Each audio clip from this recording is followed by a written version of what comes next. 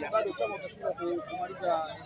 Kwa hiyo Chama respect, Chama ujio wake pale Simba umesababisha makubwa sana kwa msimu huu wa dirisha dogo. Kwa hiyo Chama mimi sina cha kuzungumza juu yake.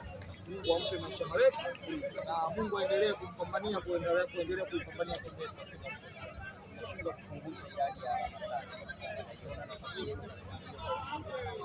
haiwezi kuisha mpaka hii, kwa sababu mechi bado zipo. Mechi wanacheza, lolote inaweza ikatokea. Anaweza naye akapata mbabe wake akafungwa, anaweza akafungua akapoteza kama tulivyofanya sisi. Kwa hiyo kusema kwamba tumejitoa kwenye swala la ubingwa bado ni mapema sana.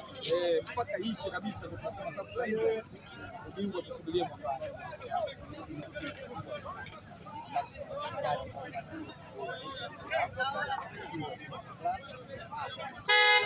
Wewe kashamalizana. Leo na foto. Acha kufikia.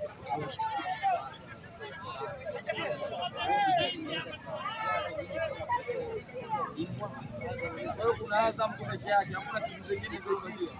Sisi wale ambao tunafanana. Unajua sisi mechi zetu zingine tumepoteza na nani? Tunaangalia kwanza mnafanana. Achana na sawa kufanana, ni mpira. Mpira sio kukalili, mpira unachezwa kwenye pitch. Kwa hiyo lolote linaweza likatokea. Yaani ukisema kwamba sisi kwamba tunakubaliana na hili kwamba basi ubingwa ina maana tunajishusha sisi. Sasa hatuwezi kukubali mpaka tutakapoona bwana mechi moja ya mwisho. Alama zinasemaje? Hapo ndio tutasema jamani, sasa hivi kweli tuwacheze tu mabingwa, tusubirie msimu ujao. Lakini kwa sasa hivi bado mapema sana. Leo yote inaweza ikatokea.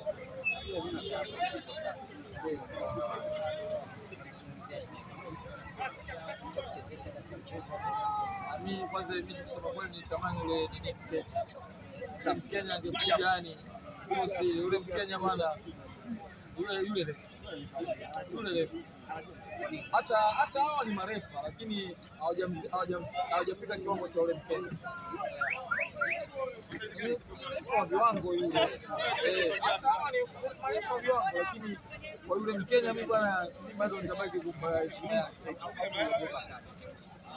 Bana kwa gadi sasa wanafanya makosa lazima gadi, lakini mimi ni bosi mnaambia mmoja ujio wa marefa unakwambia bora take kwa yule Mkenya zaidi angerudia tena kuchezesha tena dada moja kwa Simba mchezo kumaliza. Naambia nini?